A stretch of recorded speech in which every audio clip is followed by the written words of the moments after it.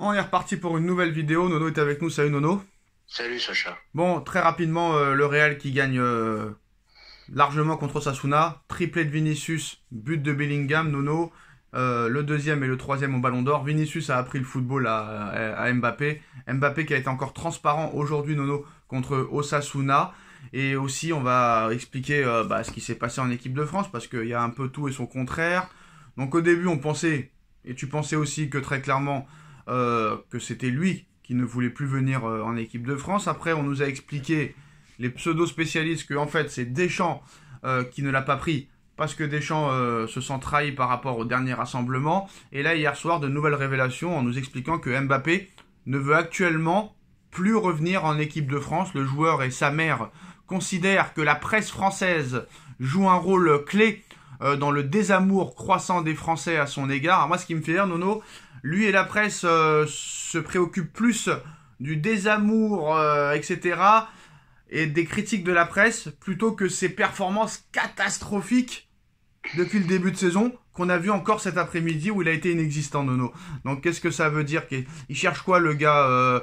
C'est plus vraiment un joueur de football, et là on va vers une retraite ou une fin de carrière, parce que là, j'ai jamais vu ça de ma vie. Le mec, il passe de phénomène exceptionnel en 2022 à tête à claque, à joueur catastrophique, transparent, qui n'apporte rien en même pas un an et demi, quoi. Eh ben oui, là le mec il crie au complot, et il oublie simplement une chose qui devrait donner une prime à tous les journalistes de la presse française justement, qui l'ont monté au pinacle, beaucoup plus que ce qu'il le méritait. C'était vraiment un crack, d'accord, mais là on en avait fait le meilleur joueur de tous les temps, etc., etc. Bon, ben maintenant l'histoire Deschamps Mbappé, moi je maintiens, c'est lui qui a pas voulu venir. Un Israël-France, ça l'intéresse pas beaucoup. Il va vouloir jouer que les gros matchs. On va voir si Deschamps a vraiment les couilles. Et puis c'est tout. Voilà. Puis quant à sa prestation, eh ben voilà, ça décline de plus en plus. Là, on va me dire encore que c'est la faute du PSG, c'est de la faute à Nasser. Ben voilà, non, non, non. Et l'histoire du poste, rappelle-toi, au PSG, il avait demandé quelquefois à jouer avant-centre. Maintenant, on entend que c'est pas son véritable poste. Riolo, il dit qu'il faut le mettre à gauche. Riolo aussi, il comprend rien au ballon. Il voit pas que le mec, lui aussi, il l'a monté plus haut qu'il n'était, et puis voilà, point final. Et là, le meilleur joueur, le meilleur joueur du monde, tu l'as au Real.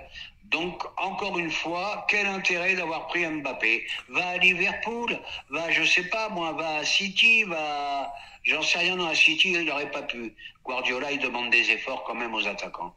Alors, on a vu hier soir les révélations. Par exemple, Maignan, apparemment, lors du rassemblement de septembre, des fois, dans certaines phases d'entraînement, lui aurait dit d'arrêter de faire sa princesse.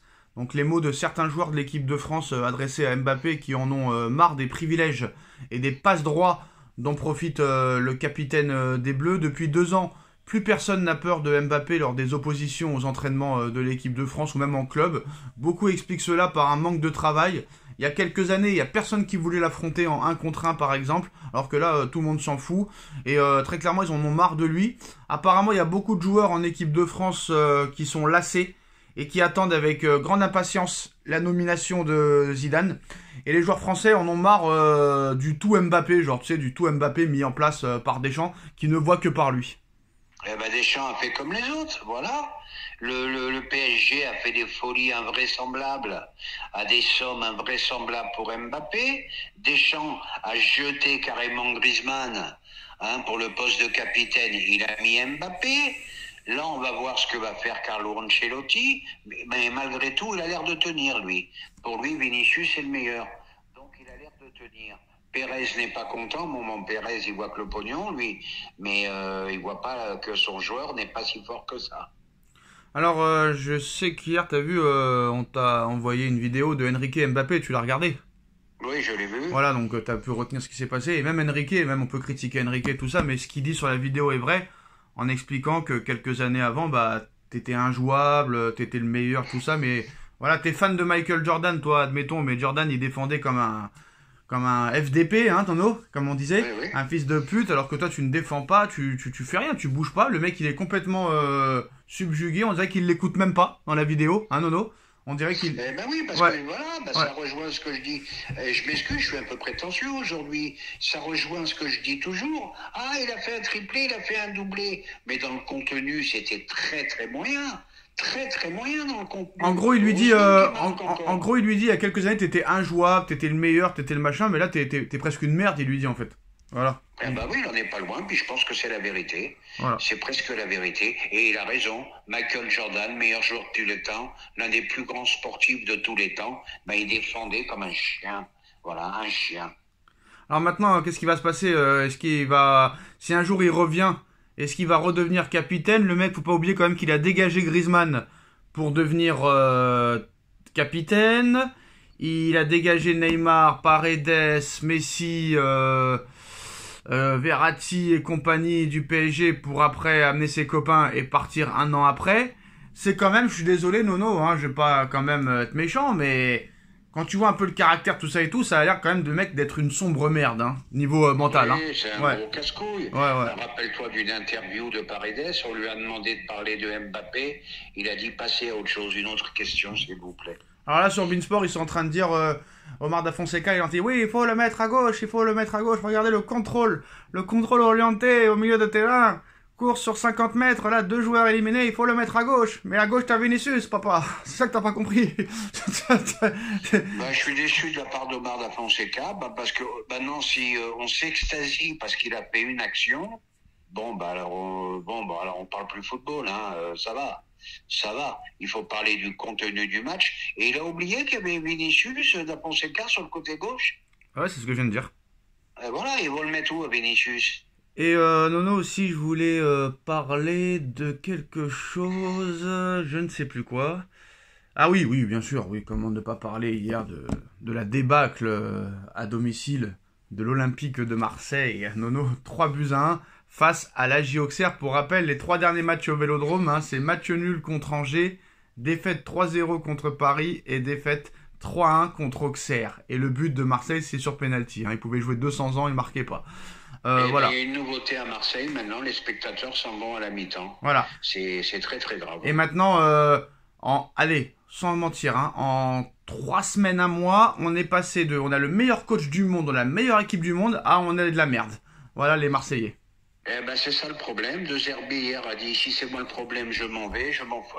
Par contre, ça a l'air d'être un mec bien. Hein. Ouais. Je m'en fous du blé, je m'en fous de tout, je veux pas de pognon, je veux rien. Si c'est moi le problème, je m'en vais. Mais là aussi, c'est pareil. De Zerbi, un crack, un grand entraîneur. Bon, mais qu'est-ce qu'il a fait de Zerbi? Eh ben, il était à Brighton. Moi, je suis désolé. Et quand il est venu avec Brighton contre Marseille, j'ai rien vu. Voilà. Ça c'est vrai, ça c'est pas faux. Hein. Ça, on avait oublié que Brighton avait joué à Marseille l'année dernière. Eh ben, c'est ce que je te dis. Quand il est venu à Marseille avec Brighton, on n'a rien vu de Zerbi. Quelle patte de Zerbi. Ils ont battu Montpellier, une équipe à l'agonie, à toutes les équipes maintenant en mettent 3 ou 4 à Montpellier. Marseille gagne 3-0 là-bas, ça y est, on joue le titre. 5-0, Voilà. 5-0. On va pas être prétend... on va rester calme, nous, parce que vu... 5-0, Nono, hein, 5-0, 5-0, 5-0. Voilà, vu ce que fait notre équipe, restons humbles, hein. Ouais. Parce que je serais pas surpris d'une surprise. Bah non, Nono, parce qu'apparemment, ils nous ont dit qu'ils avaient une meilleure équipe que nous, donc c'est pas grave. Mais restons humbles quand même. Ah bah non, ils ont dit... On n'est pas à l'abri d'une surprise contre Angers, moi je te le dis. Bah c'est bien, bah si tu gagnes, alors si tu gagnes pas Angers et que tu te fais éliminer de la Ligue des Champions, mon frère, là, t'as intérêt à le prolonger, hein, Nono, hein. T'as intérêt à le prolonger. Qu'est-ce que tu veux que je te dise? C'est le football d'aujourd'hui. Ouais, mais moi je vais te dire la vérité, Nono, hein. Franchement, ce soir on va regarder parce qu'il faut regarder, mais... Ah, mais moi je vais te dire, je vais regarder à moitié. Mais là je suis honnête, hein. Franchement, s'il y avait autre chose à faire, je le ferais. Voilà. Si je dois galérer contre Angers pour gagner, ça risque de me fatiguer. Ah bah tu vas galérer, hein. Tu vas galérer ce soir. Moi je te dis, si tu gagnes, c'est 2-1 ou 1-0, pas plus, hein. Je te le dis, moi. Je te le dis, comment tu veux qu'ils soient motivés contre Angers, frère. Et en plus, Angers, ils sont en forme en ce moment. Attention, c'est ce que je te dis. Attention, ils ont des bons derniers résultats, Angers. Ouais. Attention, danger. Attention. Attention, danger. Et pour rappel, le prochain match en Ligue des Champions, c'est contre le Bayern, Nono. Hein. Alors là, je dis plus attention, je dis au feu. Ouais, et en plus, c'est à Munich, hein. Ah, bah je dis encore plus au feu. Alarme, je dis. Et je voulais aussi dire un truc très rapidement. c'est depuis que Rabiot est titulaire hein, que Marseille n'avance plus. Est-ce que ça a un impact ou pas? Eh ben, pose-toi la question, comme c'est moi qui vais te le dire. D'habitude, c'est toi qui le dis. Bah, je le dis là. Pourquoi les clubs étrangers, sur les top 5, les top 6 des clubs étrangers se sont pas battus pour Rabiot? Bon, ben Rabiot, c'est un bon milieu défensif, mais il te fera jamais monter au rideau, le mec, hein. Alors attention Angers ce soir, parce que Angers sur les derniers matchs, c'est match nul à Marseille, match nul à Toulouse, victoire 4-2 contre Saint-Etienne et victoire à Monaco. Voilà les derniers matchs de Angers. Et ben voilà, Sacha, je te dis attention, Voilà. victoire à Monaco. Voilà. Voilà, attention ce soir. C'est pas grave, non, t'inquiète, on a Ousmane Dembélé, il a dit qu'il paierait sa place pour le voir jouer. Ousmane et Barcola. Et on a Barcola qui est le futur plus grand joueur de l'histoire du football. Donc c'est pas un problème, mais c'est pas grave, c'est pas grave. Allez Nono, c'est la fin de cette vidéo, merci à tous et à ce soir pour le débrief. Tchuss. Merci.